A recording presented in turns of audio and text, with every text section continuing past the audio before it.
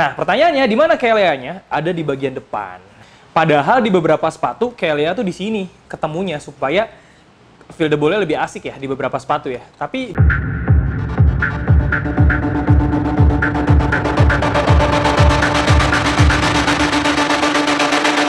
Selamat datang di Top Score. Mau cari sepatu apa? Assalamualaikum warahmatullahi wabarakatuh. Balik lagi sama gue, Imam Hairul Roziki di channel Top Score TV. Kali ini gue akan mereview lagi sepatu minggu ini, jadi total udah ada 3 konten sepatu. Setelah sebelumnya udah lama banget nggak nge-review, viewersnya juga agak sepi nih belakangan, tapi wajar ya kalau kita meninggalkan YouTube. YouTube juga akan meninggalkan kita. Kasih. Itu ya, YouTubers harus begitu ya. Nah, tapi nggak masalah, toh juga gue nggak ngejar viewers. Yang penting gue mengharapkan lo semua bisa mendapatkan ilmu pengetahuan dari review gue. Syukur-syukur lo bisa membeli sepatu yang gue review. Sepatu ini adalah sepatu Ortus 8. Nah, sebelumnya gue ingin informasikan bahwasanya sepatu ini adalah sepatu Ortus 8 yang menggunakan KLEA atau kangguru leather. Nah, itu yang mungkin yang pertama ya, gue lupa. Biasanya mereka pakai calfskin, tapi sekarang mereka pakai kulit kangguru. Dan kulit kangguru ini juga sebenarnya ya banyak aktivis-aktivis lingkungan yang mempertanyakan kenapa harus pakai kulit binatang ya. Cuma maksud gue ini bagian part of industri ya. Jadi mungkin ada yang menolak, tapi juga ada yang mendukung, karena yang menolak mungkin sayang sama binatangnya, yang mendukung mungkin seneng karena pas mereka lagi main jadi kerasa lebih nyaman. Ya wajar aja bahwa sebenarnya sepatu-sepatu yang ada di tier 1 atau sepatu-sepatu yang biasa dipakai oleh pemain profesional, mereka hampir jarang menggunakan calfskin. Koreksi kalau gue salah, tapi maksudnya adalah beberapa sepatu yang seandainya ada di tier 1, contoh Puma One. Puma One tuh di depannya pakai kangguru leather. Ada Mizuno juga rata-rata pakai KLEA dan itu biasanya sepatunya enak banget, gigit banget. Dan tapi kalau Mizuno itu biasanya hampir 100%, nggak 100% juga sih, tapi hampir semua permukaan uppernya itu biasanya kangguru. Nah, banyak juga yang menyayangkan sepatu ini kangguru leanya cuma ada di depan doang, tapi ya ayolah kita bahas aja biar makin asik. Ini dia sepatunya. Oke, ini dia sepatunya. Yang gue pegang warnanya putih. Nah, sepatu ini sebenarnya adalah sepatu yang udah pernah gue kasih tahu waktu trade show Ortus ya di bulan Oktober atau November kalau nggak salah tahun lalu. Dan sepatu ini menurut gue cukup menjadi kabar baik ya. Melihat bahwasanya Ortus itu kan diidentikannya dengan brand futsal. Nah, tapi ternyata dia mengeluarkan sepatu seperti ini. Jadi anak-anak bola yang mungkin sukanya pakai brand-brand luar mulai melirik sepatu-sepatu Ortus ya. Termasuk gue. Baru kali ini gue ngelirik sepatu Ortus untuk main bola ya. Kalau untuk main futsal mah, ya gue nggak pernah main futsal. Tapi kalau main bola, gue ngelirik nih, terus terang sedikit ngelirik karena cocok lastenya juga wide, jadi cocok banget buat lo yang punya kaki lebar. Kita bahas satu persatu. Yang pertama, sepatu ini adalah silonya Katalis. Jadi hampir di semua sepatu Katalis, katakanlah sepatu Katalis, ya you name it lah, dari zaman dulu lah ya. Yang paling terbaru tuh Katalis. Lupa banyak banget sepatu Ortus ya. Pokoknya dari sepatu Katalis tuh memang diidentikan dengan sepatu yang ringan. Nah, salah satunya sepatu ini. Oh ya, dulu ada namanya Katalis Legion. Nah, Katalis Legion juga ringan banget. Dan makanya begitu keluar Katalis Vision ini gak jauh-jauh dari dalam tanda kutip keringanan yang diincar. Nah, sebenarnya alasan kenapa dia harus ringan adalah semata-mata karena diharapkan kaki lo seperti tidak menggunakan sepatu dan membuat gerakan akselerasi lo lebih nyaman. Tapi kita bahas satu persatu. Nah, outsole-nya sebenarnya outsole yang hampir tidak ada improvement dari outsole Katalis karena hampir semua outsole Katalis menggunakan outsole seperti ini.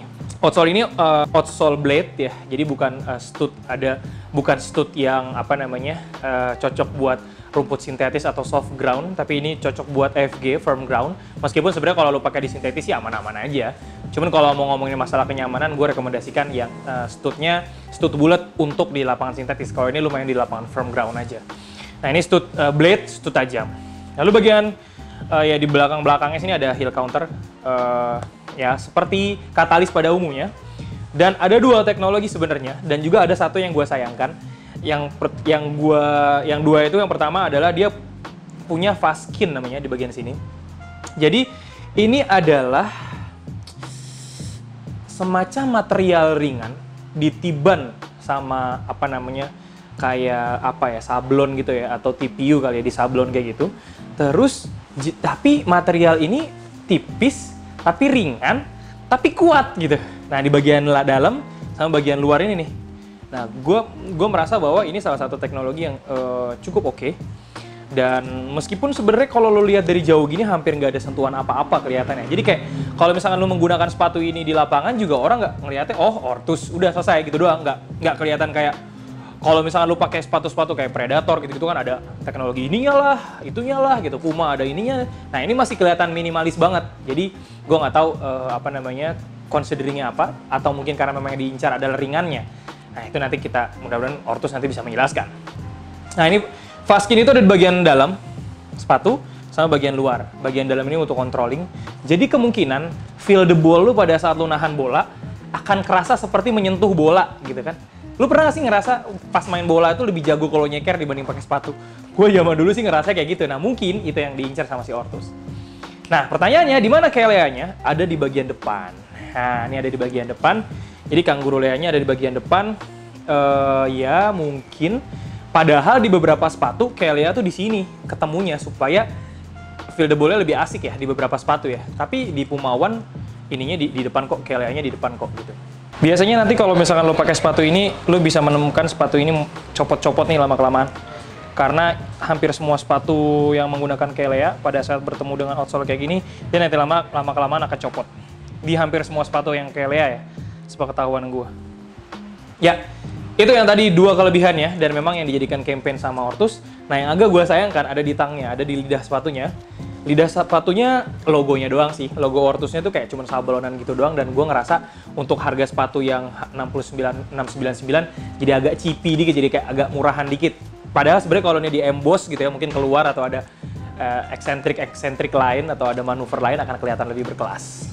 Nah, sepatu ini sebenarnya adalah sepatu yang menurut gue gimana ya, kayak lu tuh baru mencoba sebuah teknologi, cobanya yang normal-normal dulu aja deh, jangan terlalu eksperimentasi.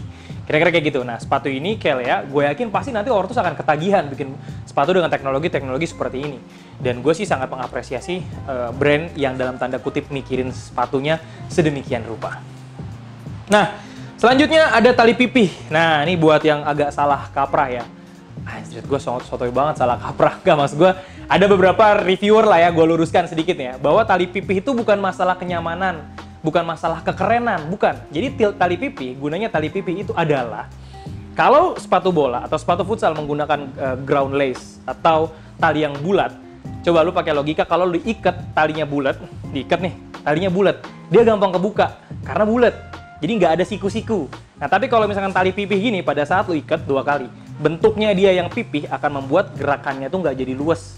Sehingga pada saat lu ngikat talinya, ya, lu ngikat talinya, tali itu akan berada dalam tempatnya, jadi kayak pas lo lari tuh talinya nggak kebuka. Gitu. Jadi bukan keren-kerenan, bukan kenyamanan, tapi lebih ke sana. Menurut gua bisa banget bener. Gue bisa banget salah. Nah, sepertinya itu aja review gue untuk sepatu ini. Beratnya kalau nggak salah 150-an dan kemarin udah diposting di Topscore, beratnya juga sangat ringan. Lalu sepatu ini sebenarnya mau dipakai sama Ryuji, tapi ya karena Ryuji-nya pindah keluar, lalu Indonesia sepak bola yang nggak jalan-jalan, jadi kemungkinan sepatu ini akan dinikmati oleh orang-orang lokal dulu lah, kayak gitu. Ya Ryuji-nya sih di sana udah pakai, cuma maksud gue ya kita doakan mudah-mudahan nanti katanya sih ada special edition Ryuji pakai yang model kayak gini. Kita nggak tahu, lihat aja nanti. Dan ini ada 2 warna, satu warna all white, satu lagi ada, gue taruh ya, satu lagi ada warna all black. Kalau gue pribadi suka yang all white, karena menurut gue lebih eksentrik, asik. Nah, ini adalah satu-satunya sepatu bola Ortus yang akhirnya gue memilih untuk gue mau pakai meskipun gue belum memutuskan, belum main bola dari bulan November sampai bulan Februari ini gue nggak mau main bola sama sekali karena ya you know COVID lah. Gue memilih untuk olahraga sendiri, tapi kalau nanti once gue udah memutuskan untuk main bola, gue akan menggunakan sepatu Ortus Catalyst Vision dengan harga $699. Belum di diskon, nanti lo bisa langsung aja lari ke link di deskripsi. Terima kasih. Itu aja Tops. Mudah-mudahan lo semua bisa mendapatkan pencerahan dari insight dari review kali ini, dan mudah-mudahan lo bisa bertransaksi. Kalaupun belum bertransaksi nggak masalah, yang penting lo bisa sedikit banyak dapat informasi mengenai apa itu sepatu dan apa fungsinya sepatu dan apa kelebihan sepatu ini. Terima kasih. Assalamualaikum warahmatullahi wabarakatuh.